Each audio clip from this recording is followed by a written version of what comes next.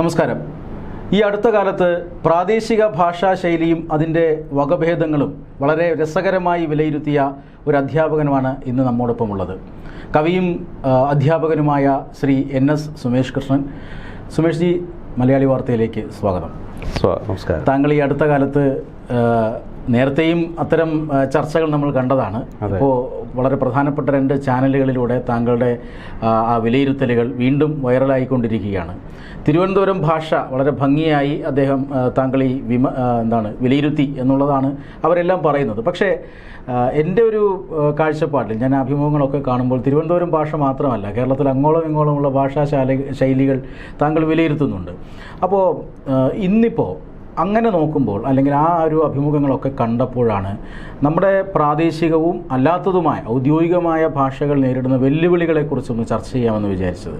അതായത് ഇപ്പോൾ ഈ അടുത്ത കാലത്ത് നമ്മുടെ ബംഗാൾ സർക്കാർ ഒരു ഉത്തരവിറക്കി. ആ ഉത്തരവ് കണ്ടപ്പോൾ എനിക്ക് അല്പം വ്യത്യസ്തമായി തോന്നി. അതായത് അവിടുത്തെ തിയേറ്ററുകളിൽ ഒരു മാസത്തിൽ ഒരു തവണയെങ്കിലും ബംഗാളി ചലച്ചിത്രങ്ങൾ കാണിച്ചിരിക്കണമെന്നാണ് നിർബന്ധപൂർവ്വം തിയേറ്ററുകൾക്ക് ഇത് കൊടുക്കുകയാണ്. അപ്പോൾ അവിടുത്തെ ഭാഷ നേരിടുന്ന വലിയ വെല്ലുവിളിയാണ് അത് സൂചിപ്പിക്കുന്നത്. ഇത്തരം വെല്ലുവിളികൾ നമ്മുടെ മലയാള ഭാഷയിലുള്ള വിവിധ ശൈലികളും നേരിടുന്നുണ്ടോ? കുറച്ചൊക്കെ. കാരണം തിരുവനന്തപുരത്താണ് ആളുകൾ ഇത് ഉപയോഗിക്കാത്തതെന്ന് എനിക്ക് തോന്നുന്നു. ഈ ഉപയോഗിക്കുന്നതെന്ന് വെച്ചാൽ ഈ പ്രാദേശികമായ ഭാഷയെ ചെറിയൊരു ജാള്യത്തോടു കൂടി കാണുന്നത് തിരുവനന്തപുരത്താണെന്ന് തോന്നുന്നു. തൃശ്ശൂർ ജില്ലയിൽ നമ്മൾ സർക്കാർ ഓഫീസിൽ ചെന്നാലും ഒന്നാം തരം തൃശ്ശൂർ സ്ലാങ് നമുക്ക് കേൾക്കാൻ പറ്റും. ഏത് വലിയ ഓഫീസേഴ്സിൻ്റെ ഉള്ളിൽ നിന്നും തൃശ്ശൂർ സ്ലാങ് കേൾക്കാൻ പറ്റും. സാധാരണക്കാരിൽ നിന്ന് മലപ്പുറത്ത് പോയാലും കണ്ണൂർ പോയാലും കോഴിക്കോട് പോയാലും കാസർഗോഡ് പോയാലും ഒക്കെ അവരുടെ ഭാഷ കേൾക്കാൻ പറ്റും. അവരിവിടെ വരുമ്പോഴും അത് തന്നെയായിരിക്കും പറയുന്നത്. ചിലത് നമുക്കറിയാൻ പറ്റില്ലെന്നേ ഉള്ളൂ. ഇപ്പോൾ തിരുവനന്തപുരത്ത് വരുമ്പോൾ അത് ഇങ്ങനെ വ്യത്യാസപ്പെടുന്നു എന്ന് ചോദിച്ചാൽ, ഗ്രാമത്തിൽ നിന്നും തിരുവനന്തപുരം കേരളത്തിലെ പ്രധാനപ്പെട്ട നഗരങ്ങളിൽ ഒന്നായിരുന്നു പണ്ട് മുതൽ തന്നെ. അതുകൊണ്ട് ഈ നഗരത്തിൽ ജീവിക്കുന്നവർ എപ്പോഴും ഗ്രാമത്തിൽ ജീവിക്കുന്നവരുടെ 2ാം തരം പൗരത്വം കാണിച്ചിരുന്നിരിക്കാം. അപ്പോൾ ഈ ഗ്രാമത്തിലുള്ള രക്ഷപ്പെട്ടു വരുന്ന ആളുകളുടെ ഏറ്റവും പ്രധാനപ്പെട്ട ഒരു ആഗ്രഹം നഗരത്തിൽ ചേക്കേറുക എന്നുള്ളതാണ്. എനിക്ക് ഓർമ്മയുള്ളത് ഇപ്പോൾ ഈ കാഞ്ഞിരംകുളം ഭാഗത്ത്, അതുപോലെ ഈ പൂവാർ ഭാഗത്ത്, കളിക്കുള്ള ഭാഗത്തൊക്കെ ഉള്ള സെക്രട്ടേറിയറ്റ് ഉദ്യോഗസ്ഥന്മാരായ പലരും ഇപ്പോൾ തിരുവനന്തപുരത്ത് സെറ്റിൽഡാണ്. അതിൻ്റെ പ്രത്യേകത എന്ന് വെച്ചാൽ അവർ വല്ലപ്പോഴും പള്ളി പെരുന്നാൾ വരുമ്പോൾ പോവും, അല്ലെങ്കിൽ എന്തെങ്കിലും കാര്യം വരുമ്പോൾ പോവും. അങ്ങനെ വരുമ്പോൾ അവർക്ക് കിട്ടുന്നൊരു അംഗീകാരമൊക്കെ അവർക്ക് അറിയാം. പിന്നൊരു പ്രത്യേകത എന്ന് വെച്ചാൽ ഇവർക്ക് തന്നെ ഒരു ബോധമുണ്ട് ഇവരുടെ ഭാഷ എന്തോ ഒരു മോശമായതാണെന്ന്. അങ്ങനെയുള്ള ധാരണയൊന്നും ഉണ്ടാകേണ്ട കാര്യമില്ല.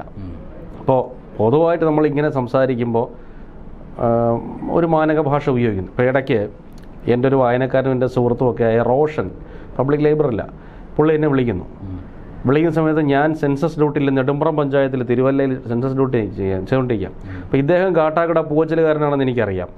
വിളിക്കുമ്പോൾ ഞാൻ പറഞ്ഞു, ആണ്ട് സെൻസസ് ഞെരിച്ചുകൊണ്ടിരിക്കുകയാണ്, പിന്നെ വിളിക്കുകയെന്ന് പറഞ്ഞു. അപ്പോൾ എന്നോട് പറഞ്ഞ മറുപടി എന്താണെന്നറിയാമോ? തിരുവല്ലയിൽ നിൽക്കുമ്പോഴും നിങ്ങളുടെ നാക്കിന്ന് തിരുവനന്തപുരം വരുന്നല്ലോ, അതാണ് ഏറ്റവും വലിയ ഭാഗ്യം എന്ന് പറയുന്നത്. ഞാൻ പറഞ്ഞു, എനിക്ക് അങ്ങനെ വരുള്ളൂ, നിങ്ങളോട് സംസാരിക്കും. എന്നാൽ നെടുമ്പ്രം പഞ്ചായത്ത് പ്രസിഡന്റ് ബാലേന്ദ്രനാണ് എന്നെ വിളിച്ചിരുന്നെങ്കിൽ ഞാൻ ഒരുപക്ഷെ ഇങ്ങനെ ആയിരിക്കില്ല പറയുന്നത്. അത് അദ്ദേഹത്തോട് ഒരു പൊതുഭാഷ ഉപയോഗിച്ചെന്നിരിക്കും. നമ്മുടെ നാട്ടുകാർക്ക് നമ്മുടെ ഭാഷ പെട്ടെന്ന് തിരിച്ചറിയാൻ പറ്റും എന്നുള്ളത് കൊണ്ട് തന്നെ ഒരു രണ്ട് കണ്ണൂരുകാർ തമ്മിൽ കൊളോക്കിയൽ ലാംഗ്വേജ് സംസാരിച്ച് നമുക്ക് മനസ്സിലാവില്ല, വേറെ ഏതോ സംസ്ഥാനത്തിലെ ഭാഷയെന്ന് തോന്നും. ആണ് എൻ്റെ വലിയ പ്രത്യേകത. ഈ ഗ്രാമ്യമായ ഭാഷ നിലനിൽക്കേണ്ടത് അത്യാവശ്യമാണ്. പക്ഷെ തിരുവനന്തപുരത്തെ സംബന്ധിച്ച് അത് എത്ര കണ്ട് പ്രാക്ടിക്കലാണെന്ന് നമുക്കിനി കണ്ടറിയേണ്ടിയിരിക്കുന്നു എന്നുള്ളതാണ് എൻ്റെ ഉത്തരം പ്രധാനമായിട്ടും. ഈ ഗ്രാമഭാഷയെ അല്ലെങ്കിൽ അതിൻ്റെ വ്യത്യസ്തതയെ സ്വാധീനിക്കുന്നത് എന്താണ്? ഇപ്പോൾ ഈ അതിർവരമ്പാണ്. ഇപ്പോൾ നേരത്തെ പറഞ്ഞ പോലെ ഞെരിച്ചുകൊണ്ടിരിക്കുന്നത് എന്ന് പറഞ്ഞാൽ നെരിപ്പട എന്ന് പറയുന്നൊരു തമിഴ് വാക്കുമായിട്ടൊക്കെ ഒരു സാമ്യമുണ്ട്. അതിൻ്റെ ഒരു സ്വാധീനമാണോ? പല സ്വാധീനമുണ്ട്. ഇപ്പോൾ അതിന് ഏറ്റവും നല്ല ഉദാഹരണം പറഞ്ഞാൽ, ഈ ആറ്റിൻ്റെ അക്കരയും ഇക്കരയുള്ള ആളിലൊക്കെ 2 തരം കൾച്ചർ ഉണ്ടാകുന്നതിൻ്റെ ഏറ്റവും വലിയ താങ്കൾ അറിയാമല്ലോ, താങ്കൾ ആറ്റിൻ്റെ കരയിൽ താമസിക്കുന്ന ആളാണ്, താങ്കൾ ഇക്കര കീഴാറൂരിൻ്റെ ആളാണ്. അപ്പോൾ ഈ ഇക്കര കീഴാറൂരിൽ ഇപ്പോൾ പാലം ബന്ധിപ്പിച്ചു. CK ഹരീന്ദ്രൻ MLAക്ക് പ്രത്യേക നമസ്കാരം ആ കാര്യത്തിൽ. ഈ അക്കരെയുള്ള ആളുകളുടെ കൾച്ചർ വേറൊരു തരമാണ്. അവരുടെ സഞ്ചാരപാതകൾ മറ്റൊന്നാണ്. അവരുടെ സ്കൂള് മാറുന്നുള്ളത് ധർമ്മം വീട്ടിൽ നാരായണൻ നായരുടെ സ്കൂളാണ്. അവരുടെ പലോചനക്കട ആ ഭാഗത്ത് കടയാണ്. അവരുടെ ക്ഷേത്രം അപ്പുറത്ത് ഗണപതി ക്ഷേത്രമാണ്. സ്ഥലം കീഴാറൂർ എന്ന് പറയും. മനസ്സിലായി? എന്നാൽ ഇക്കരെ വരുമ്പോൾ അവരുടെ ക്ഷേത്രം രാജരാജേശ്വരിയാണ്. അവരുടെ സ്കൂള് കീഴാറൂർ ഗവൺമെൻറ് സ്കൂളാണ്. അവരുടെ പലോചനക്കട ആ വളവിലിരിക്കുന്ന കടയാണ്. അപ്പോൾ ഇതാണ് വ്യത്യാസം. കാരണം ഈ സഞ്ചാരയോഗ്യമായ സ്ഥലങ്ങളിലേക്ക് പോകും. അപ്പോൾ തന്നെ ഈ മാറാനല്ലൂർ സ്കൂളിൽ പഠിക്കുന്ന കുട്ടിക്ക് ഊരുട്ടമ്പലത്തു നിന്നും ഗോവിന്ദമംഗലത്തു നിന്നും വരുന്ന കുട്ടിയുടെ ഭാഷയുടെ സ്വാധീനം ഉണ്ടാവും. എന്നാൽ കീഴാറൂരുള്ള കുട്ടിക്ക് ഉണ്ടാകുന്ന സ്വാധീനം അതല്ല. ഒറ്റശ്ശേരമംഗലത്തു നിന്നോ അല്ലെങ്കിൽ ആര്യങ്കോട്ടെന്നോ ആങ്കോടെന്നോ ഒക്കെ വരുന്ന കുട്ടിയുടെ ഭാഷയുടെ സങ്കരമായിരിക്കും ചിലപ്പോൾ ചേരുന്നത്. അപ്പോൾ 6 വേർതിരിക്കുന്നത് അങ്ങനെയാണ്. അങ്ങനെയാകാം വ്യത്യാസം ഒന്ന്. പിന്നെ ഒന്ന് ആളുകളുടെ ജീവിത രീതിയിലുള്ള വ്യത്യാസമാണ്. ജീവിത രീതിയിലുള്ള വ്യത്യാസം. ഇപ്പം നിങ്ങളൊക്കെ ഈ മീഡിയയിൽ പ്രവർത്തിക്കുന്നവരുടെ സമയത്തിൻ്റെ രീതിയല്ല സെക്രട്ടറി ഉദ്യോഗസ്ഥൻ്റെ സമയത്തിൻ്റെ രീതി. മീഡിയയിൽ പ്രവർത്തിക്കുന്നവന് 24 മണിക്കൂറും ഡ്യൂട്ടിയിലാണ്. 10 മുതൽ 5 വരെ അല്ല. നിങ്ങൾ എപ്പോഴെങ്കിലും ഉറങ്ങുന്നു, എപ്പോഴെങ്കിലും കഴിക്കുന്നു. എല്ലാ ദിവസവും 12:45 നിങ്ങൾക്ക് ലഞ്ച് ബ്രേക്ക് ഇല്ല. ചിലപ്പോൾ 12:45 സെക്രട്ടറിയുടെ ധർണയുടെ ഇടയിൽ നിൽക്കുകയായിരിക്കും നിങ്ങൾ. മനസ്സിലായില്ലേ? ജീവിതത്തിൻ്റെ ഡെയിലി റൊട്ടീൻ അത് സ്വാധീനിക്കും. നമ്മുടെ ഭാഷയിൽ പോലും സ്വാധീനിക്കും. ട്യൂട്ടോറിയൽ പഠിപ്പിച്ച ശീലമുള്ള ആരെങ്കിലും ഒരാൾ പതുക്കെ സംസാരിക്കുന്നത് കേട്ടിട്ടുണ്ടോ? ഇല്ല. അധ്യാപകരിൽ പലരും പതുക്കെ സംസാരിക്കുന്നത് കണ്ടു. എൻ്റെ അധ്യാപകനായിരുന്ന എൻ്റെ റിസർച്ച് ഗൈഡായിരുന്ന എ ഉണ്ണികൃഷ്ണൻ, അറിയാമല്ലോ. എ ഉണ്ണികൃഷ്ണൻ സാറ് പതുക്കെ സംസാരിക്കുന്നത് ഞാൻ കേട്ടിട്ടുണ്ട്. പതുക്കെ സംസാരിക്കുള്ളൂ അദ്ദേഹം. അപ്പോൾ അദ്ദേഹമാണ് നിങ്ങളോട് സംസാരിക്കുന്നതെങ്കിൽ, കുമാർ വിളിച്ചപ്പോൾ എനിക്ക് ഫോൺ എടുക്കാൻ പറ്റിയില്ല, ഫോൺ എടുക്കാതെ ഞാൻ രാമായണം വായിച്ചുകൊണ്ടിരിക്കുകയായിരുന്നു, ഇങ്ങനെ പതുക്കെ പറയും. കാരണം അദ്ദേഹം ട്യൂട്ടോറിയൽ പഠിപ്പിച്ചിട്ടുണ്ടോ എന്ന് എനിക്ക് അറിഞ്ഞുകൂടാ. പഠിപ്പിച്ചിട്ടുണ്ടാവാൻ സാധ്യതയില്ല. അപ്പോഴേക്കും അദ്ദേഹം വളരെ ചെറുപ്പത്തിൽ തന്നെ കോട്ടയം ബസേലിയസ് കോളേജിലും പാമ്പാടിയിലൊക്കെ ജോലി കിട്ടിപ്പോയി. എന്നാൽ ട്യൂട്ടോറിയൽ പഠിപ്പിച്ചിട്ടുള്ള ആൾ സംസാരിക്കുമെന്ന് നമുക്കറിയാം. കാരണം ഒരു മാസ് ഓഡിയൻസ് ആണ് മുമ്പിരിക്കുന്നത്. മൈക്കൊന്നുമില്ല, മറ്റ് സിസ്റ്റംസ് ഒന്നുമില്ല. ഈ തട്ടിയുടെ മറവേ ഉള്ളൂ. ഇതിങ്ങനെ ഉറക്കെ വിളിക്കണം. കാരണം അപ്പുറത്ത് നിൽക്കുന്ന ഹിസ്റ്ററി സാറിൻ്റെ ശബ്ദം ഇതിനേക്കാൾ ഉയർത്ത് കേട്ടോണ്ടിരിക്കുക. ഇതിനെ ബ്രേക്ക് ചെയ്ത് നമ്മൾ മുകളിൽ പോകണം. അങ്ങനെ ശീലിച്ചിട്ടുള്ള ആളിന് ഏത് മേഖലയിൽ വന്നാലും അയാൾ ഉറക്കെ സംസാരിക്കും. എൻ്റെ വീട്ടിലൊക്കെ അമ്മ പറയുന്നുണ്ട്, പതുക്കെ പറഞ്ഞാലും കേൾക്കാം പറയാം. അത് പിന്നെ ചില പ്രത്യേകതയുണ്ട്. ഇപ്പോൾ ഗിരീഷ് പുരി ഒരു കവിത ചൊല്ലുമ്പോൾ അദ്ദേഹം ഉച്ചത്തിൽ കവിത ചൊല്ലും. എങ്ങനെ ഇത് വന്നതെന്നറിയാമോ? 4 വയലിൻ്റെ അപ്പുറത്താണ് അടുത്ത വീട്. ഈ വീട് കഴിഞ്ഞാൽ അപ്പോൾ ഇവിടുന്ന് വിളിച്ച് ചോദിക്കണം. കൊച്ചിലെ അങ്ങനെ വിളിച്ച് ചോദിച്ചു, മധുസൂദനൻ സാർ എന്തുകൊണ്ടാണ് ഇത്ര ഉച്ചത്തിൽ കവിത ചൊല്ലാൻ കാരണം? ഇവിടുന്ന് സാറിന് അപ്പുറത്തെ വീട്ടിൽ പറഞ്ഞു വിടും മുളക് വാങ്ങിക്കാൻ. എന്നിട്ട് ഇവിടെ നിന്ന് അമ്മ സന്ദേശം കൊടുക്കും, ചേച്ചി 4 മുളക് കൊടുത്തൂടെ ഇത് പറയും. അപ്പോൾ ഇത് ഇവിടുന്ന് അങ്ങ് കേൾക്കണം. അവിടെ നിന്ന് വാങ്ങിച്ചുകൊണ്ട് ഇവിടം വരെ കേൾക്കത്തക്ക രീതിയിൽ ഒരു സന്ദേശം തിരിച്ചു കൊടുത്ത് വിട്ടിട്ടുണ്ടെന്ന്. അങ്ങനെയുള്ള ഗ്രാമങ്ങളിൽ നിന്ന് വീടിൻ്റെ അകലങ്ങൾ കൂടുന്ന പറമ്പുകൾ ഒരുപാടുള്ള, അല്ലെങ്കിൽ പ്രകൃതി ഒരുപാട് വിശാലമായ ഗ്രാമങ്ങളിൽ ജീവിച്ച ആളുകൾക്ക് ഒരുപക്ഷെ അത്രയേറെ ഉച്ചസ്ഥായിയിൽ സംസാരിക്കേണ്ടി വന്നിരിക്കാം. അതവരുടെ എല്ലാ തരം ജീവിതങ്ങളെയും. പഴയകാലത്ത് ചില പിള്ളേരൊക്കെ പാട്ട് പാടുമ്പോൾ വിജനമായ സ്ഥലത്ത് ഉറക്കെ നിന്ന് പാടുമല്ലേ, ഈ ശീലം മധുസൂദനൻ സാറിൻ്റെ തന്നെ നല്ല ഉദാഹരണം കേട്ടോ. അദ്ദേഹം കാട്ടറമല എന്ന് പറയുന്ന മലയുടെ മുകളിൽ കയറിയെന്ന് ഉച്ചസ്ഥായിയിൽ കവിത ചൊല്ലുമായിരുന്നാണ് പറയുന്നത്. വേറെ ആരും കേൾക്കാനില്ല, പാറക്കെട്ടുകൾ മാത്രമേ കേൾക്കാനുള്ളൂ. മുരുകൻ കാട്ടാക്കട നല്ല ഉദാഹരണം. ആ തൃക്കാഞ്ഞിരപുരം ക്ഷേത്രത്തിൻ്റെ അവിടെ ഇപ്പോൾ പോലും അവിടെ കാടാണ്. അപ്പോൾ പണ്ടെങ്ങനെ ഇരുന്നിരിക്കും, അവിടെ ഒറ്റയ്ക്കിരുന്ന് പാടുകയാണ് അദ്ദേഹം. ഇങ്ങനെ എത്ര പേരാണ്, എത്രയോ. അവരെ സ്വാധീനിക്കും. പിന്നെ മണ്ഡപത്തിൻ കടവിൽ എത്തുമ്പോഴാണ് നെയ്യാറിന് കൂടുതൽ ശബ്ദം, പാറക്കെട്ടുകൾ കൂടുതലുള്ള സ്ഥലമാണ്. ആ ശബ്ദത്തിൻ്റെ സ്വാധീനം എല്ലാ തരം പ്രകൃതിയെ അവിടെ സ്വാധീനിക്കും. അരുവിപ്പുറത്തെത്തുമ്പം ശാന്തമാണ്. അരുവിപ്പുറത്തെത്തുമ്പോൾ പാറയുണ്ട്, പക്ഷേ 6 ശാന്തമാണ്. ആണ് എൻ്റെ മറ്റൊരു പ്രത്യേകത. ഈ എത്ര വലിയ കർമ്മങ്ങൾ ചെയ്യുമ്പോഴും വളരെ സൈലൻ്റായി അതിനെ ഹാൻഡിൽ ചെയ്യാൻ ശ്രീനാരായണ ഗുരുവിന് കഴിഞ്ഞു. പ്രകൃതിയുടെ കൊണ്ടൊരു പ്രത്യേകതയാണ്. ആണെൻ്റെ ഏറ്റവും വലിയ ഗുണം. ഇത്തരത്തിൽ പ്രകൃതി ഭാഷയെ സ്വാധീനിക്കും, തൊഴിൽ സ്വാധീനിക്കും. പിന്നെ നമ്മൾ നിത്യേന ചെയ്യുന്ന കർമ്മബലം, കർമ്മശീലങ്ങൾ സ്വാധീനിക്കും. അങ്ങനെ പല പ്രത്യേകതകളുണ്ട്.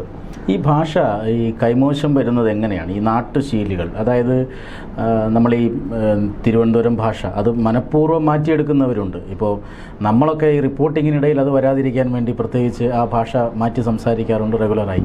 മാത്രമല്ല ഈ കേരളത്തിന് പുറത്ത് പോകുമ്പോൾ മലബാറിൽ ഉള്ള ആളുകളുമായിട്ടുള്ള സമ്പർക്കം, അതായത് പുറത്ത് താമസിക്കുന്ന പുറത്ത് പോകുമ്പോൾ അതെ അല്ല കേരളത്തിന് പുറത്ത് പോകുമ്പോഴും ഈ വടക്കൻ ജില്ലക്കാരുമായിട്ടുള്ള സാമീപ്യം ഇതൊക്കെ മാറിപ്പോവാറുണ്ട്. അപ്പോൾ അങ്ങനെ ഇപ്പോൾ എൻ്റെ വീട്ടിൽ തന്നെ എൻ്റെ ഒരു ഭാഷ അത്ര കണ്ട് മാറിപ്പോയിട്ടുണ്ട്. പക്ഷേ എൻ്റെ മകളുടെ ഭാഷ തനി തിരുവനന്തപുരം ഭാഷയാണ്. അവർക്ക് സ്കൂളിലെ സമ്പർക്കവുമായിട്ടൊക്കെ ബന്ധപ്പെട്ട് അത്ര കണ്ട്. ഏത് സ്കൂളിലാണ് മകള്? കീഴാറൂർ സരസ്വതി വിദ്യാലയത്തിലാണ്. അപ്പോൾ അവിടുത്തെ പ്രത്യേകത വെച്ചാൽ അവിടെ പഠിക്കുന്ന കുട്ടികൾക്ക് ഈ വണ്ടി എവിടെയൊക്കെ പോകുന്നു എന്നുള്ളതിനെ അടിസ്ഥാനപ്പെടുത്തിയിരിക്കും. സ്കൂൾ വണ്ടി എവിടെയൊക്കെ പോകുന്നു അവിടെ നിന്നൊക്കെ ഉള്ള ഭാഷയുടെ കൾച്ചർ വരും. ഇപ്പോൾ ഞാൻ സ്കൂളുകളിൽ പഠിപ്പിക്കാൻ ഞാൻ ആദ്യം പോകുന്നത് കോതമംഗലം തൃക്കാരിയൂർ ദേവസ്വം ബോർഡ് സ്കൂളിലാണ് ഫസ്റ്റ് അപ്പോയിൻമെൻറ്റ് കിട്ടി പോകുന്നത്.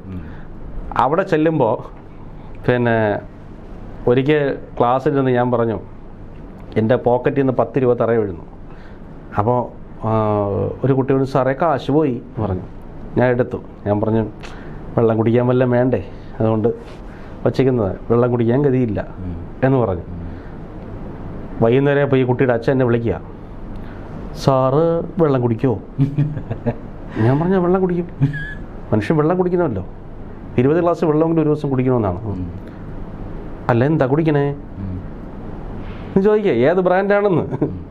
അവരുടെ നാട്ടിൽ വെള്ളം കുടിക്കുക എന്ന് പറഞ്ഞാൽ മദ്യപിക്കുക എന്നാണ് അർത്ഥം. നമ്മുടെ നാട്ടിൽ വെള്ളം അടിക്കുക എന്നുള്ളതാണ്. കാരണം ഈ വെള്ളം നമ്മളെ തള്ളിയിടുന്നതുകൊണ്ടാണ് വെള്ളം അടിക്കുക എന്ന് പറയുന്നത്. ഇത് ഇഫക്റ്റ് ചെയ്ത് നമ്മളെ വീഴ്ത്തും, അതുകൊണ്ടാണ്.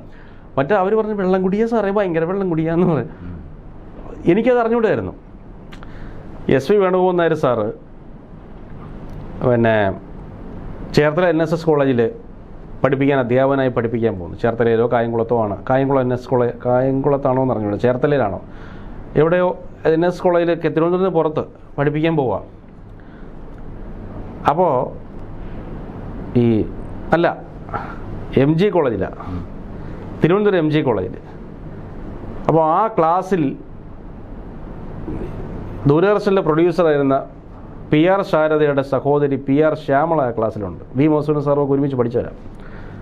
അപ്പോൾ അവർ തന്നെ ഒരിക്കൽ എന്നോട് പറഞ്ഞാണ്, വേണുഗോപാൽ സാറ് ഒരു യുവാവായ ഒരു സാറ് പോളിസ്റ്റർ മുണ്ടോ കൊടുത്ത് കയറി വന്ന് മുറുക്കാനൊക്കെ ചവച്ചിട്ട് ക്ലാസ് എടുക്കുന്നതിന് സമയത്ത് പറയാണ്, ചാവാൻ കിടക്കുമ്പോൾ ഇതുപോലെ വെള്ളം കേൾക്കുമ്പോൾ ആരെങ്കിലും കൊടുക്കാനുള്ളവർ കൊടുക്കണം എന്ന് പറയും. അപ്പോൾ ഇവർ ആലപ്പുഴ മുതുകുളത്തുകാരിയാണ്. ഇവരാലോചിക്കുന്നത് വെള്ളം കേൾക്കുമോ, വെള്ളത്തിന് ചെവിയുണ്ടോ എന്നുള്ളതാണ്. ഇവർ ഹിയറിംഗ് എന്ന അർത്ഥത്തിലാണ് ഇത് എടുത്തത്, ഹിയർ എന്നുള്ള അർത്ഥത്തിലാണ് എടുത്തത്. വെള്ളം കേൾക്കുക എന്ന് പറഞ്ഞാൽ ഇതാണ് ചോദിക്കുക എന്നർത്ഥം. അത് തമിഴ്നാടുമായിട്ട് അടുത്ത് കിടക്കുന്ന പഴയ ഉച്ചക്കടയിൽ കുളത്തൂർ ജനിച്ചു വളർന്ന അദ്ദേഹത്തിന് ആ ഭാഷ പെട്ടെന്ന് വരും. കൊല്ലങ്കോടുമായിട്ട് അടുത്ത് കിടക്കുന്ന പ്രദേശമാണ്, അത് തമിഴ്നാടാണ്. ശങ്കുരുട്ടി, കൊല്ലങ്കോട് ആ ഭാഗമൊക്കെ ഈ ചൂഴാല് പോലും ആ സ്വാധീനമുണ്ട്. അതുവെച്ചാൽ വെള്ളം തമിഴ്നാട്ടുകാരും പറയില്ല, കേട്ട് പാര് എന്ന് പറയും. ചോദിച്ചിട്ട് അന്വേഷിക്കുക എന്നുള്ള, അന്വേഷിച്ച് പറ എന്നുള്ള അർത്ഥത്തിലാണ് പറയുന്നത്. എന്താണ് അവൻകിட்ட കേട്ട് സൊല്ല് എന്ന് പറയും, അന്വേഷിച്ചിട്ട് പറയാൻ പറയും. ഈ ഒരു രീതിയാണ്. നീ ഒന്ന് കേട്ട് നോക്ക്, അവനോട് തരുമെന്നറിയാമല്ല എന്ന് കഴിയും, ചോദിച്ചു നോക്കുക എന്നുള്ളതാണ്. അതുപോലെ മലയാളി മണം കേൾക്കുന്നു, മീൻ പൊരിക്കുന്ന മണം കേൾക്കണം എന്ന് പറയും അല്ലേ. മണം മൂക്കുമായി ബന്ധപ്പെട്ട മറ്റൊരു ഇന്ദ്രിയവുമായി ബന്ധപ്പെട്ടതാണ്. കേൾക്കുക മറ്റൊരു ഇന്ദ്രിയവുമായി ബന്ധപ്പെട്ട് ഇതിനെ സംയോജിപ്പിക്കുകയാണ്. മനസ്സിലായില്ലേ? ആ ഒരു സംയോഗമാണ് സത്യത്തിൽ പിന്നെ ചില ഭാഷകളുടെ പ്രത്യേകതയിലും വരുന്നത്. ഇത് ചെറിയൊരു ഉദാഹരണമാണ്. ഇതുപോലെ അങ്ങോട്ടങ്ങോട്ട് പോകുമ്പോൾ ഈ രീതിയൊന്നും ഇല്ലല്ലോ, ഇങ്ങനെയല്ല കേൾക്കുന്നത്. ഇനി വഴി പറഞ്ഞു കൊടുക്കുന്നത്, ഇപ്പോൾ തിരുവനന്തപുരത്താണെങ്കിൽ നമ്മളെപ്പോഴും പറയും നേരെ പോയിട്ട് ഇടത്തോട്ട് പോയാൽ മതി, 2 കിലോമീറ്റർ പോയിട്ട് വലത്തോട്ട് പോകണം എന്ന് പറയും. കൊല്ലത്തൊന്ന് ചോദിച്ചു നോക്ക്, അവരെങ്ങനെ വഴി പറഞ്ഞെന്നറിയാം. കിഴക്കോട്ട് പോകണമെന്ന് പറയും. പിന്നെ അവിടെ നിന്ന് വീണ്ടും പടിഞ്ഞാറോട്ട് പോകണം എന്ന് പറയും. കാരണം എന്താണെന്നറിയാമോ? കോമ്പസോടെ കൊണ്ടുപോയി. കൊല്ലം, അതെ, കൊല്ലം ഒരു ജലപ്രദേശമാണ്, ജലസ്ഥലിയാണ് കൊല്ലം. ജലപ്രദേശത്ത് ദിക്ക് തീരുമാനിക്കുന്നത് സ്ഥാപനങ്ങളോ പിന്നെ മറ്റ് പ്രത്യേകതകളോ ഓഫീസുകളോ ഒന്നുമല്ല, അവിടെ ഒരൊറ്റ ആളാണ് ജലം ഉള്ള പ്രദേശത്ത്, ജലം ചുറ്റപ്പെട്ട ഓണാട്ടുകര പ്രദേശത്ത്, കൊല്ലമെന്ന് മാത്രമല്ല, കൊല്ലം മുതൽ ഇങ്ങോട്ട് വന്ന് ഏതാണ്ട് മാവേലിക്കര, ഹരിപ്പാട് മാവേലിക്കര വരെയുള്ള പ്രദേശത്ത്, ഏതാണ്ട് മാവേലിക്കര ചെന്നിത്തലയ്ക്ക് ഇപ്പുറം വരെ ഉള്ള പ്രദേശത്ത് ദിക്ക് തീരുമാനിക്കുന്നത് സൂര്യനാണ്. സൂര്യനാണ്. ജലപ്രദേശങ്ങളിലൊക്കെ ദിക്ക് തീരുമാനിക്കുന്ന സൂര്യനാണ്. മമ്മൂട്ടി പറയുമല്ലോ, തിലകൻ ചോദിക്കുമല്ലോ, സൂര്യൻ കിഴക്ക് ഉദിക്കുന്നു എന്ന് പറയുമ്പോൾ, സൂര്യൻ ഉദിക്കുന്നത് കിഴക്ക് എന്ന് തിലകൻ പറയുമ്പോൾ മമ്മൂട്ടി തിരിച്ചു പറയുമല്ലോ, എന്താണ്, സൂര്യൻ എവിടെ ഉദിക്കുന്നു അത് കിഴക്ക് എന്ന് പറയും. അപ്പം അതാണ് ഇവരുടെ ഒരു പ്രത്യേകത, ഓണാട്ടുകാരുടെ പ്രത്യേകത. സൂര്യൻ എവിടെ ഉദിക്കുന്നു അത് അവർക്ക് കിഴക്ക്, അത് തന്നെയാണ് കിഴക്ക്. പിന്നെ അത് വെച്ചാണ് അവർ ദിക്ക് പേര തീരുമാനിക്കുന്നത്.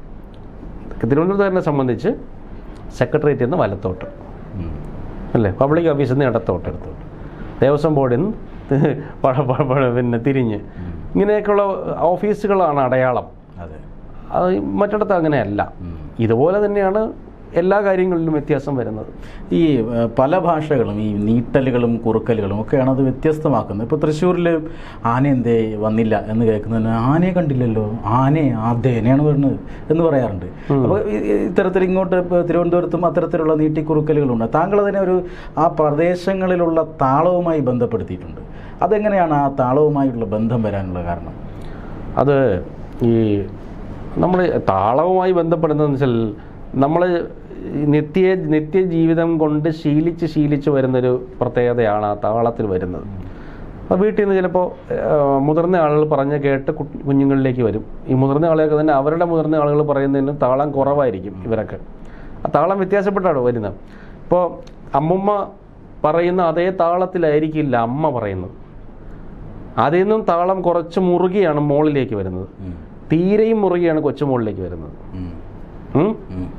ഏതുപോലെ എന്നറിയാമോ, ഈ പണ്ട് ചില കളരി ആശാന്മാർ മർമ്മവിദ്യ പഠിപ്പിക്കും. തൊടുമർമ്മം 96, പടുമർമ്മം 12 പഠിപ്പിക്കും. ഈ പടുമർമ്മം 12 എന്ന് വെച്ചാൽ അടിച്ച ഉടൻ ചാവും, അതാണ് പടുമർമ്മം. അപ്പം അതിൽ ഈ ആശാൻ 12 മർമ്മത്തിൽ 11 എണ്ണമേ പറഞ്ഞു കൊടുക്കുകയുള്ളൂ. കാരണം ഈ 12 എണ്ണവും പറഞ്ഞു കൊടുത്താൽ ഇത് വെച്ചുകൊണ്ട് തിരിച്ച് ആശാനെ പണിയുമോ എന്നുള്ളത് കൊണ്ട് 12 എണ്ണത്തിൽ 11 പറഞ്ഞു കൊടുക്കും. ഇത് കേൾക്കണം മറ്റവനുണ്ടല്ലോ, അയാൾ ആശാനാകുമ്പോൾ അയാൾ 10 എണ്ണമേ പറഞ്ഞു കൊടുക്കും, ഒരെണ്ണം കയ്യിൽ വയ്ക്കും. ഇങ്ങനെ പകർന്നു പോകുമ്പോൾ ഇത് കുറഞ്ഞു വരും. അതുപോലെ തന്നെയാണ് ഒരു കുറവ് ഈ പ്രയോഗത്തിലും വരും. വളരെ എന്താണ് സംഗീതാത്മകമായി സംസാരിക്കുന്ന പ്രായമുള്ള ആളുകളെക്കാൾ കുറവായിരിക്കും സാധാരണക്കാർക്ക്. നമുക്ക് പലപ്പോഴും ബോധ്യപ്പെട്ടിട്ടുള്ള കാര്യമാണ്. എപ്പോഴും അത് ഇപ്പോൾ നമുക്ക് നിരീക്ഷിച്ചാലും മനസ്സിലാവുന്ന കാര്യമാണ്. ഇനി ചില സ്ഥലങ്ങളിൽ പോകുമ്പോൾ കുട്ടികളും വളരെ മ്യൂസിക്കലായി സംസാരിക്കും. കാരണം അവരുടെ പ്രായത്തിൻ്റെ പ്രത്യേകതയാണ്.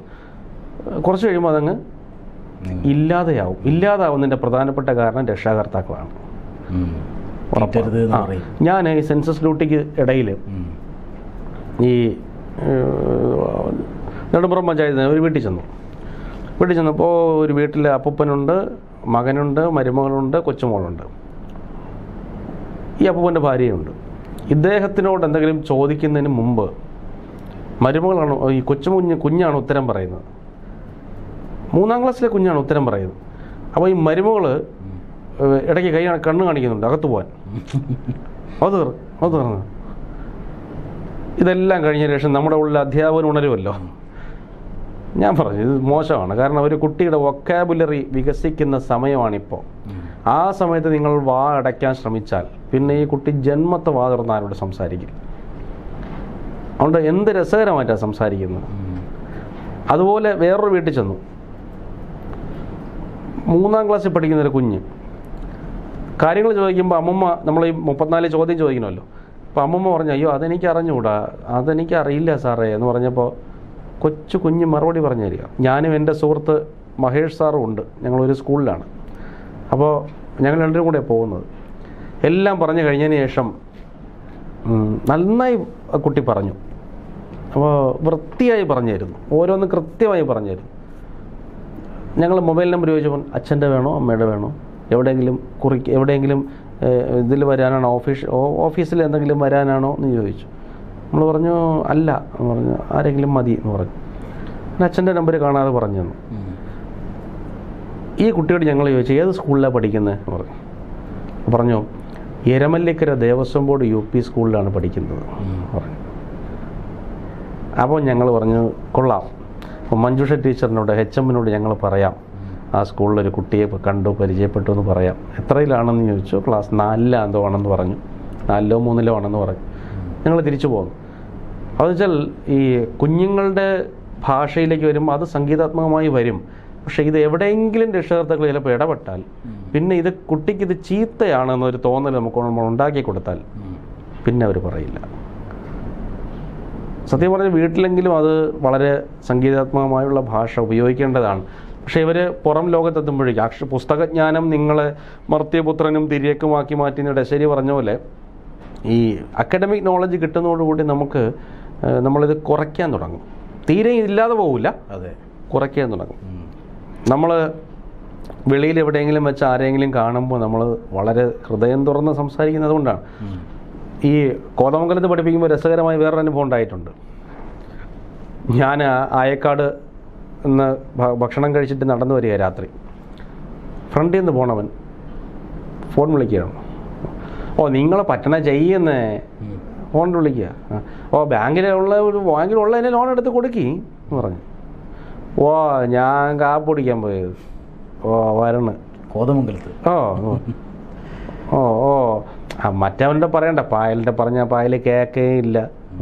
ഇതൊക്കെ കേട്ടപ്പോൾ എനിക്കുണ്ടായൊരു ആനന്ദം, സന്തോഷം. ഞാൻ അവൻ ഫോൺ ചെയ്ത് തീരുന്നവരെ വെയിറ്റ് ചെയ്തിട്ട് ഫോൺ വെച്ചപ്പോൾ ഞാൻ പറഞ്ഞു ഇനി വാ വീട് എവിടെ എന്ന് ചോദിച്ചു. വെള്ളറട.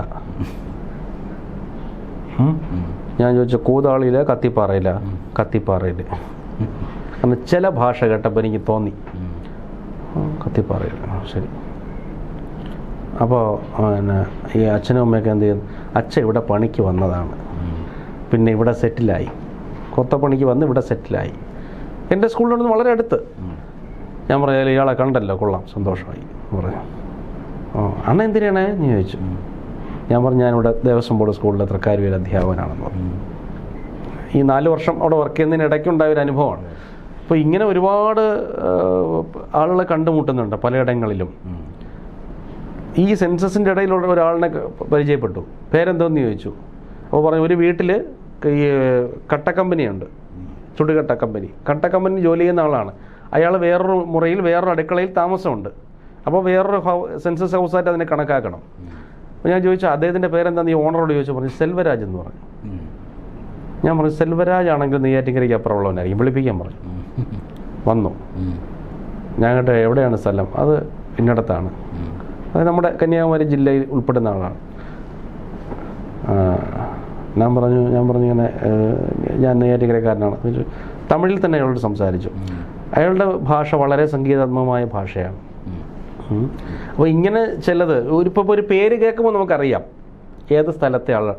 ഒരിക്കലും പിന്നെ ഈ നെടുമ്പറം പഞ്ചായത്തിൽ അല്ലെങ്കിൽ കോട്ടയം ജില്ലയിലോ തിരുവല്ലയിലോ ഒരു സെൽവരാജിന് നമുക്ക് അവിടത്തുകാരനായി കാണാൻ പറ്റില്ല. ഇങ്ങോട്ട് വരുമ്പോഴേ ഉള്ളൂ.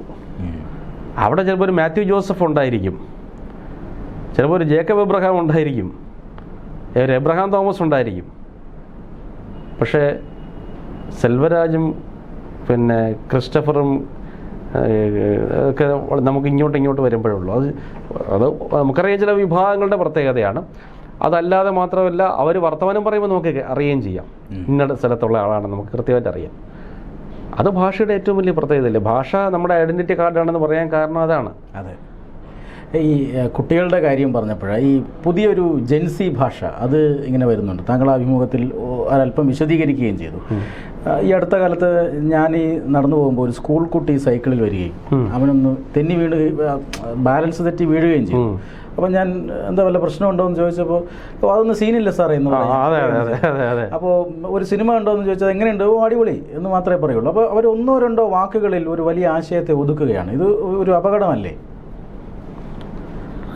അത് ഒരേ സമയം അപകടവുമാണ്. പിന്നെ അവരുടെ ഉള്ളിലെ ഭാഷ, അവരുടെ മറ്റൊരു ഭാഷ സൃഷ്ടിക്കുകയും കൂടെ അല്ലേ. അതെ. നമ്മൾ MT എന്തുകൊണ്ടാണ് ഇഷ്ടപ്പെടുന്നത്? MT ഭാഷയ്ക്കുള്ളിൽ വേറൊരു ഭാഷ സൃഷ്ടിച്ചുകൊണ്ടാണ്. OV വിജയൻ ഭാഷയ്ക്കുള്ളിൽ വേറൊരു ഭാഷ സൃഷ്ടിച്ചുകൊണ്ടാണ്. അത് സാഹിത്യത്തിലാവാമെങ്കിൽ ജീവിതത്തിലും ആകാം. എന്നുള്ള പക്ഷക്കാരനാണ് ഞാൻ. കാരണം അവർ നിരുത്സാഹപ്പെടുത്തേണ്ടതില്ല. കാരണം ഈ താരരാജാക്കന്മാർ അരങ്ങു വാഴുന്ന മലയാള സിനിമാ ലോകം അസ്തമിച്ചില്ലേ ഏതാണ്ട്. അതിൻ്റെ കാരണം എന്താ? പ്രാദേശിക ഭാഷയിലുള്ള സിനിമകളുടെ വിജയമല്ലേ അത്. പറയുന്ന കഥയുടെ മൂല്യമാണ് പ്രധാനമെന്നും നായകൻ ഇടിച്ചു തള്ളിയിടുന്ന 100 പേരിൽ നിന്ന് വരുന്ന ചോരയല്ല പ്രധാനമെന്നും ജനത്തിൻ്റെ ആസ്വാദന ലെവൽ മാറി. ആസ്വാദനത്തിൻ്റെ ഒരു ഈ എസ്തറ്റിക് സെൻസിൻ്റെ ഒരു വ്യത്യാസം വളരെ പ്രധാനപ്പെട്ടതാണ്. ഇനി പൊളിറ്റിക്കൽ കറക്റ്റ്നെസ് എന്നൊരു വലിയ സംഭവം വന്നു. കൊട്ടാരം വീട്ടിലെ അപ്പൂട്ടൻ സിനിമ കണ്ടിട്ടുണ്ടല്ലോ. അതിൽ ഈ സുധീഷിനെ പേടിപ്പിക്കാൻ വരികയാണ് പ്രേതങ്ങളായിട്ട്. അപ്പോൾ ഇങ്ങനെ വന്നകൊണ്ടതിൽ മാമക്കോയെ പറയും ഞമ്മൾ ജമീല എന്ന് പറയും. അപ്പം ഇപ്പുറത്തെ ജഗതി പറയും മര്യാദയ്ക്ക് ഇടി, ഞങ്ങൾ ഹിന്ദുക്കളെല്ലാം കുടിച്ചിട്ട് മിച്ചം ഉണ്ടെങ്കിൽ നീ കുടിച്ചാൽ മതി എന്ന് പറയും. ഇന്നാണെങ്കിൽ ആ സിനിമയിൽ ആ ഡയലോഗ് ഉണ്ടാവില്ല. ആണ് എൻ്റെ പ്രത്യേകത. കാലം മാറുമ്പോൾ നിയമവ്യവസ്ഥകൾ മാറുന്നതനുസരിച്ച് സിനിമയിലും ഇപ്പോൾ പഴയ കാലത്ത് ഇപ്പോൾ രക്തമില്ലാത്ത മനുഷ്യൻ എന്ന് പറയുന്ന സിനിമയിൽ സോമൻ വെള്ളമടിക്കുന്നൊരു സീനുണ്ട്, മദ്യപിക്കുന്ന സീനുണ്ട്. താഴെ മദ്യപാന ആരോഗ്യത്തിന് ഹാനികരമെന്ന് എഴുതി കാണിക്കാറില്ല. ഇപ്പോഴാണ് അങ്ങനെ ഒരു സീനെങ്കിലും എഴുതി കാണിക്കണം. നിയമത്തിൻ്റെ വ്യത്യാസം ഉണ്ട്, സിനിമയിൽ വരുന്നുണ്ട്. അതുപോലെ തന്നെ ഭാഷയിലെ വ്യത്യാസവും വരുന്നുണ്ട്. ഭാഷയിൽ പ്രാദേശിക ഭാഷകളുടെ ഒരുപാട് കടന്നുകയറ്റം എന്ന വാക്ക് ഞാൻ ഉപയോഗിക്കുന്നില്ല. സ്വാധീനം, ദുസ്വാധീനമൊന്നും ഉപയോഗിക്കുന്നില്ല, സുസ്വാധീനം ഉണ്ടായിട്ടുണ്ട്. അങ്ങനെയാണ് ഈ പല സിനിമകളിലുമുള്ള പ്രത്യേക അഭിനയം സ്വാഭാവികമാകുന്നു. ആണ് എൻ്റെ ഏറ്റവും വലിയ ഗുണം. അതാണ്. അപ്പോൾ തന്നെ ഈ സിനിമയിലൂടെ വരുന്ന വാക്കുകൾ എന്ന് പറഞ്ഞാൽ വളരെ എസ്റ്റാബ്ലിഷ്ഡ് ആവും പെട്ടെന്ന് തന്നെ, അല്ലേ? ഈ ശോകം എന്നൊരു വാക്ക് എന്നുവെച്ചാൽ ദാരിദ്ര്യം എന്നാണ് അതിൻ്റെ അർത്ഥമായിട്ട് അവർ ഉപയോഗിക്കും. ശോകത്തിൻ്റെ അർത്ഥം ദുഃഖമാണ്. ദുഃഖത്തിൻ്റെ ഹേതു ദാരിദ്ര്യമാണ്, ഒരു ഹേതു. അപ്പോൾ അങ്ങനെയാണ് സാറേ പൈസയൊന്നുമില്ല ശോകം എന്ന് പറഞ്ഞാൽ ഇല്ല പൈസയിൽ. അത് പിന്നെ മാറി വേറെ വാക്കുകൾ വന്നു. പിന്നെ എന്താണ് പറ്റിക്കപ്പെട്ടു, വഞ്ചിക്കപ്പെട്ടു എന്നുള്ളതിന് ഇപ്പോഴത്തെ വാക്ക് തേച്ചു. തേക്കിയെന്ന് വെച്ചാൽ ഒരല്പം പോലും ബാക്കി വയ്ക്കാതെ തുടച്ചു മാറ്റി എന്നുള്ളതാണ്. മനസ്സിൽ നിന്ന് അത്രയ്ക്ക് അല്പം പോലും ഒരു തുള്ളി പോലും ബാക്കി വയ്ക്കാതെ തുടച്ചു മാറ്റുകയാണ്, ആണ് തേച്ച് മാറ്റുകയാണത്. ഇത്തരത്തിലുള്ള പല പ്രയോഗങ്ങളുണ്ട്. നേരത്തെ പറഞ്ഞില്ല സീനില്ല എന്ന് പറയില്ല. സീൻ എന്ന് പറഞ്ഞാൽ നമ്മൾ ഉദ്ദേശിക്കുന്നത് എന്താണ്? ഏറ്റവും ഗംഭീരവും ഗഹനവും ഏറ്റവും ആകർഷണീയവും ആയിട്ടുള്ളൊരു സംഭവമാണ് സീൻ എന്ന് വെച്ചാൽ. സീൻ ഉണ്ടാവുക എന്ന് പറഞ്ഞാൽ ഇത് വേറൊരാളിന് കണ്ടാൽ പെട്ടെന്ന് ഇത് വീണതാണ്, മുറിഞ്ഞതാണ് എന്ന് തിരിച്ചറിയാൻ പറ്റുന്നതാണ്. കാഴ്ചയുമായി ബന്ധപ്പെട്ട വാക്കാണ് അത് സീൻ. മനസ്സിലായില്ലേ? അതില്ല എന്ന് വെച്ചാൽ അറിയില്ല എന്നാണ് എൻ്റെ അർത്ഥം. അതെ. ഇപ്പോൾ ഈ ഭാഷ, ഇതിപ്പോൾ ഔദ്യോഗികമായ ഭാഷ പോലും വളരെ വേഗത്തിൽ മാറിക്കൊണ്ടിരിക്കുകയാണ്. ഇപ്പോൾ ഒരു പതിറ്റാണ്ടിന് മുമ്പുള്ള പത്രം എടുത്ത് നോക്കിയാൽ ഉള്ള ഭാഷയല്ല ഇപ്പോഴത്തെ പത്രത്തിലുള്ള ഭാഷ. ടെലിവിഷൻ ചാനലുകളും അങ്ങനെയാണ്. അപ്പോൾ ഇങ്ങനൊരു മാറ്റം വരുമ്പോൾ അത് എങ്ങനെയാണ്? അതൊരു പോസിറ്റീവായിട്ട് എടുക്കണോ നെഗറ്റീവായിട്ട് എടുക്കണോ? ഇതിനിടയിൽ സാംസ്കാരിക പ്രവർത്തകരുടെ ഒരു പങ്ക് എന്താണ്? നല്ല ഉദാഹരണം പറയാം. ദൂരദർശൻ വാർത്ത കേട്ടിട്ടുണ്ടല്ലോ. കടലുണ്ടിയിൽ അപകടം, 45 പേർക്ക് പരിക്ക്. രാജശ്രീ മോഹൻ വായിക്കുക. അതെ, വളരെ കാഷ്വലായി പോവും. സ്വകാര്യ ചാനലിലാണെങ്കിലും ഇപ്പോൾ കടലുണ്ടിയിൽ ട്രെയിൻ മറിഞ്ഞ് അപകടം, 47 പേർക്ക് പരിക്ക് എന്ന് പറഞ്ഞിട്ട് ഇല്ലേ? ഇത് കൂടുതൽ ആസ്വാദകരെ വലിച്ചടി. ദൂരദർശൻ്റെ ഉദ്ദേശം എന്താ? ദൂരദർശൻ വാർത്തയ്ക്ക് 10 പ്രേക്ഷകരെ കൂട്ടണമെന്നല്ല, കൃത്യമായി വാർത്ത പറഞ്ഞു കൊടുക്കുക എന്നുള്ളത് മാത്രമേ ഉള്ളൂ, അല്ലേ? ഉച്ചാരണ ശുദ്ധിയോടുകൂടി കൃത്യമായി എക്സാജറേഷൻ ഇല്ലാതെ കൃത്യമായി പറഞ്ഞു കൊടുക്കും. മറ്റേ അങ്ങനെയല്ല. മറ്റേ ചാനൽ മാറ്റാതിരിക്കുന്നവൻ ആ ചാനൽ മാറ്റാതെ ഇത് കാണണം, സൃഷ്ടിക്കുക, അതിനു വേണ്ടിയുള്ള സാധനം സൃഷ്ടിക്കും. ബിജുമേനോൻ പറയില്ല കുറെ ഉണ്ടത്രേ ചേർക്കാം വേണമെങ്കിൽ എന്ന് ചേർക്കാം. പക്ഷെ അങ്ങനെ അല്ലാത്തവരും ഉണ്ട് കേട്ടോ, അങ്ങനെയൊന്നും അല്ല. ഇനി ഈ ഭാഷ മാറുന്നത്, മാധ്യമങ്ങളിൽ ഭാഷ മാറുന്നത് വെച്ചാൽ ആന്തരികമായ മാറ്റം ഉണ്ടാകും. ഇപ്പോൾ തിരുവനന്തപുരത്തും കണ്ണൂരും കാസർഗോഡും ഒക്കെ അടിക്കുന്ന പത്രത്തിൻ്റെ ഭാഷ ഒരേ ഭാഷയായിരിക്കും. പിന്നെ അവരുടെ ടൈറ്റിലുകളുള്ള വ്യത്യാസം, അത് കാലങ്ങളായി തന്നെ ആ വ്യത്യാസം സംഭവിച്ചുകൊണ്ടിരിക്കുന്നതാണ്. ഇപ്പോൾ ബഹുമാനപ്പെട്ട പിണറായി വിജയൻ പാർട്ടി സെക്രട്ടറി ആയപ്പോൾ രാത്രി അദ്ദേഹം AK സെൻറ്ററിൽ നിന്ന് പുറത്തു വരുന്നൊരു രംഗം, ഒരു ചിത്രമാണ്. അപ്പോഴാണ് ചിത്രത്തിൻ്റെ മുകളിൽ ആകാശത്ത് മിന്നൽ വെട്ടുന്നു. ഈ ഫോട്ടോ എടുക്കുന്നു. മനോരമയിൽ വന്ന വാർത്ത വിജയൻ മിന്നൽ പിണറായി എന്നാണ്. ഒരേ സമയം ഈ മിന്നൽ പിണർ എന്ന വാക്കിനെ വിജയൻ എന്ന വ്യക്തിയോട് ചേർക്കാനുള്ള ഈ എഴുത്തുകാരൻ്റെ സിദ്ധിയാണ്.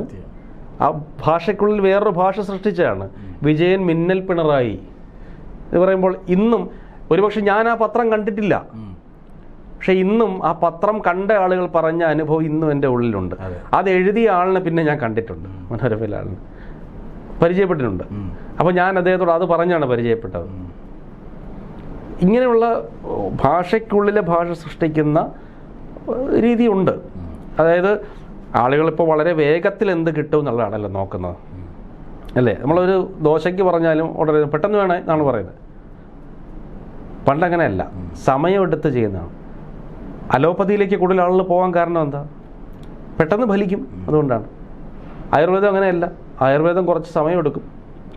സമയമെടുക്കുമെങ്കിൽ അത് വേരറ്റ് പോകും, അത് വേറെ കാര്യം. എന്നാൽ ഈ ക്ഷമയാണ് ഏറ്റവും പ്രധാനപ്പെട്ടത്. ഇപ്പോൾ ശ്രീനാരായണ ഗുരുവിനെ കുറിച്ച് രസകരമായൊരു കഥ എൻ്റെ കമ്മോങ്കോട് സെൻറ് മേരീസ് സ്കൂളിലെ ബയോളജി ടീച്ചർ ആനന്ദവല്ലി ടീച്ചർ പറഞ്ഞു തന്നിട്ടുണ്ട്. ആലോചിച്ച് നോക്കണം, ബയോളജി ടീച്ചർ ശ്രീനാരായണ ഗുരുവിനെ റെഫർ ചെയ്യുകയാണ്. ഈ ടീച്ചർ പറയാൻ കാരണം തേനിനെ കുറിച്ച് പഠിപ്പിച്ചിട്ട് പറഞ്ഞു, ഒരിക്കൽ ഗുരു ശിവഗിരിയിലെ കുട്ടികൾക്ക് ഉച്ചയ്ക്ക് തേന് കയ്യിൽ ഒഴിച്ചു കൊടുത്തിട്ട് തേനിൻ്റെ ഗുണങ്ങളെക്കുറിച്ച് അരമണിക്കൂർ ആ കുട്ടികളോട് സംസാരിച്ചു എന്ന് പറഞ്ഞിട്ടാണ് ടീച്ചർ പറയുന്നത്. പിന്നെ അരുമാനൂർ വെച്ച് ഒരാൾ ചോദിച്ചു വന്ന്, പിന്നെ അദ്ദേഹത്തിൻ്റെ സഹയാത്രികനാണ് ചോദിച്ചു വന്ന്, ഏറ്റവും വലിയ ധനം എന്താണെന്ന് ചോദിച്ചു. പറഞ്ഞുതരാം. നെയ്യാറ്റിൻകര എത്തുമ്പോൾ വീണ്ടും ചോദിക്കുന്നു, മാരായമുട്ട എത്തുമ്പോൾ വീണ്ടും ചോദിക്കുന്നു, അരിയപ്പുറം എത്തുമ്പോൾ വീണ്ടും ചോദിക്കുന്നു. അപ്പോഴാണ് ഗുരു പറയുന്നത്, ഏറ്റവും വലിയ ധനം ക്ഷമയാണ്. നിനക്കതില്ല എന്നെനിക്ക് മനസ്സിലായി. ഈ ക്ഷമ ഉള്ളവന് ഇതെല്ലാം പതുക്കെ മതി, അത് സമാർജിച്ച് കിട്ടിയതിന് ശേഷം മതി. എഴുത്തുകാരുടെ കൂട്ടത്തിൽ ഏറ്റവും പ്രധാനപ്പെട്ട ഒരു കുഴപ്പം ഇപ്പോൾ അതാ. കലാകാരന്മാരെ പറ്റി ചോദിച്ചല്ലോ, പെട്ടെന്ന് പ്രസിദ്ധനാവാൻ പറ്റുന്നത് എങ്ങനെയാണെന്നാണ് നോക്കുന്നത്. ഈ പെട്ടെന്ന് പ്രസിദ്ധനാവുന്നവൻ അതുപോലെ മൂട്ടി വീഴുകയും ചെയ്യും. ആണെൻ്റെ പ്രത്യേകത. ഈ കഠിനമായി പണിയെടുത്ത് അധ്വാനിച്ച് ക്ലേശിച്ച് ഒരു പുതിയ ശൈലി രൂപപ്പെടുത്തി എടുത്ത് കൊണ്ടുവരാൻ വലിയ പാടാണ്. അത് വളരെ രസകരമായിട്ട് ഒരു കവിതയിൽ പറഞ്ഞിട്ടുണ്ട് കേട്ടോ. ചങ്ങമ്പുഴയാണെന്ന് തോന്നുന്നു അത് പറഞ്ഞിട്ടുണ്ട്. ചങ്ങമ്പുഴയാണോ എനിക്ക് ഏകദേശമാണോ സംശയമുണ്ട്. പല പല പല പിന്നെ ഓടക്കുഴലുകൾ എനിക്ക് ഏകദേശമാണെന്ന് തോന്നുന്നു പറഞ്ഞ, എത്ര കാലം പല ഓടക്കുഴലുകൾ പരീക്ഷിച്ചാലാണ് ഒരു നാദം ചുണ്ടിൽ ഉറയ്ക്കുന്നത് പറഞ്ഞിട്ടുണ്ട്. അത് ആരാണ് പറഞ്ഞത് എനിക്കിപ്പോഴും ഓർമ്മയില്ല. അത് കക്കാടാണോ, പല കവികളുടെ ഒരു സന്ദേഹം, ആരാണെന്നുള്ള ഓർമ്മയില്ല. അമൃതരാജ് ഇത് ചൊല്ലി, എൻ്റെ സുഹൃത്ത് അമൃതരാജ് ഇത് ചൊല്ലി എനിക്ക് ഓർമ്മയുണ്ട്. ഒരു നാദം ഉള്ളിൽ ഉറയ്ക്കുന്നു, അതാണ് എൻ്റെ ഏറ്റവും വലിയ കാര്യം. അത് ഒരുപാട് ക്ലേശിക്കണം അതിന്. ആ കഠിനാധ്വാനത്തിൻ്റെ ഫലമാണത്. അങ്ങനെ അത് വരുള്ളൂ.